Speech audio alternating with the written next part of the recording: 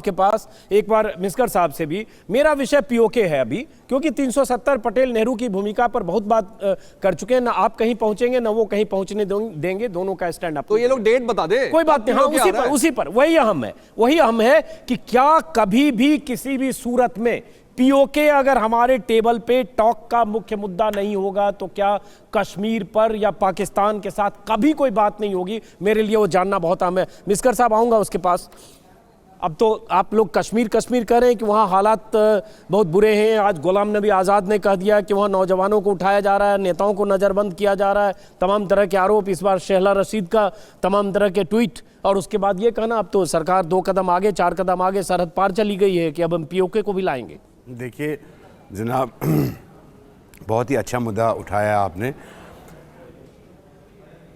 इतनी राजनीति और इस तरीके की राजनीति कम से कम इतने बड़े और इतने होनहार मुल्क को शोभा नहीं देता है। किस तरह की राजनीति? पीओके की जब आप बात करते हैं, देखिए अभी यूएनओ में, चलिए क्लोज डोर था, उसका कोई एजेंडा नहीं था, वो किसी काबिल ही नहीं था, लेकिन था। वहाँ पे हमारे भारत के जो अकबरुद्दीन साहब है वो स्ट्रेट अवे बोलते हैं कि टेररिज्म बंद करो जी, हम बात करने के लिए तैयार है। वो पॉइंट आउट नहीं कर रहे हैं कि हम पीओके वाले हिस्से पे बात करने जा रहे हैं। वो बात करने की बात कहते हैं, बात करने की बात कहते हैं, मतलब जम्मू कश्मीर पूरा अगर देखा जाए तो बात पूरे जम्मू कश्मीर पे होनी चाहिए। अगर आप पीओके की बात पे आज की डेट में हिंदुस्तान के लोगों को गुमराह कर रहे हो तो भूल जाइए। देखिए जितना कश्मीर आपके पास है आप उसको नहीं संभाल पा रहे हैं। आज आप अपने कश्मीरियों को अपना नहीं सकते हैं, तो आप कहां जा रहे हैं? और दूसरी बात, आपने जो 370 उठाया, ये इसमें बिल्कुल भी आपकी तैयारी नहीं थी शाहजिया जी, आपके सरकार की कोई तैयारी नहीं थी।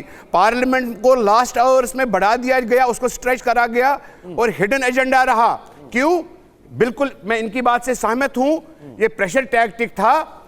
अफगानिस्तान का मसला वहां पे सिर पे खड़ा था, वहां से इराक में भी माहौल दूसरे किस्म का बन रहा है। यहां से ट्रंप का बयान आ गया। आप लोग जब हमें लगा कि नहीं, आप छुरा कहां पे क्यों घूम रहे भाई साहब? छुरा कहां पे घूम दे? छुरा हमारे कॉन्स्टिट्यूशन पे घूम के आपने आज भी गुमराह किया।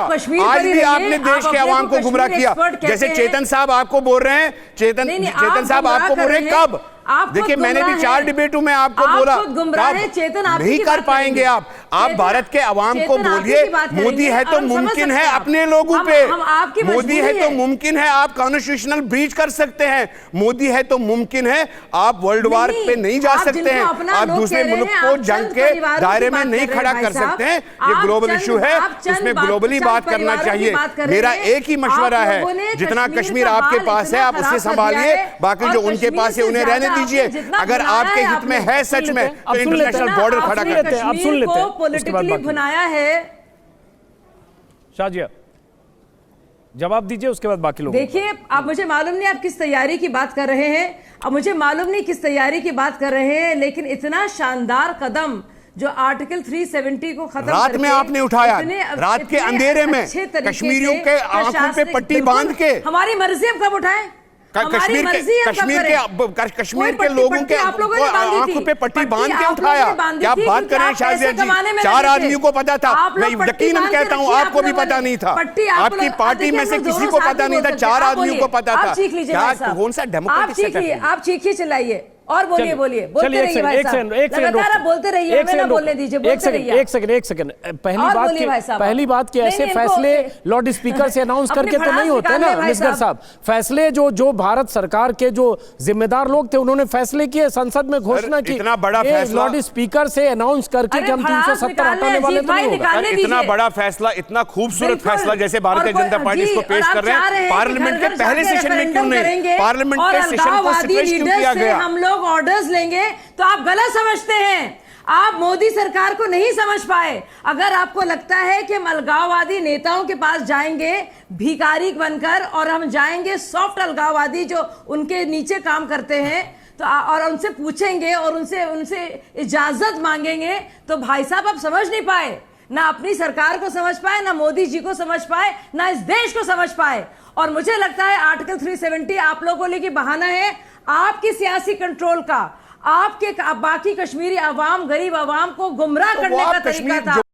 अवाम छोड़िए ना, अगर जम्मू कश्मीर की अवाम चाहेगी नेशनल कॉन्फ्रेंस को डंप करना, पीडीपी को खत्म करना, तो वो आप जम्मू कश्मीर की अवाम पे छोड़ दीजिए। आप कौन होते हैं पार्लियामेंट में वो फैसला सुनाने वाले? पैसे बांट रहे हैं, जिसको आप स्टोन दिलवा रहे हैं। चलिए अब जरा बाकी लोगों को शामिल करते हैं। एक मिनट रोक रहा हूँ, एक एक करके बाकी लोगों के पास भी बहुत लोगों को बोलने का मौका नहीं मिला आपके पास। कश्मीरी आवाम का इस्तेमाल ना कीजिए, एक सेकंड, कश्मीरी आवाम का उन्होंने बहुत इस्तेमाल किया है। चलिए एक सेकंड आते हैं वापस, चेतन आपके पास भी आऊंगा एक बार। पत्थरबाज बनाते हैं ना, वो पत्थरबाज बनाने के लिए हम आपको इनकरेज नहीं करने देंगे। एक सेकंड रोक रहा हूं, एक सेकंड आएंगे। पहले उसके बनने की आवश्यकता होती है। आप किसी को अपना ही नहीं बना पाए, और पुराना कदम जब तक पिछला कदम नहीं उठेगा आगे कैसे बढ़ेंगे? आप नहीं उठा पाए, नहीं देंगे शाजिया जी, आप नहीं कर पाए। बंदूक से दबा के आप किसी को अपना नहीं बना सकते। अब आवश्यक है कि वहां पर कुछ ऐसे कैंपेन चला जाए, वहां के लोगों के साथ मिलकर काम किया जाए। शाजिया जी, आप कम से कम बोलने तो देंगे, अरे बोलने की आजादी तो दे दीजिए कम से कम। उनका जो है सियासत जो है खत्म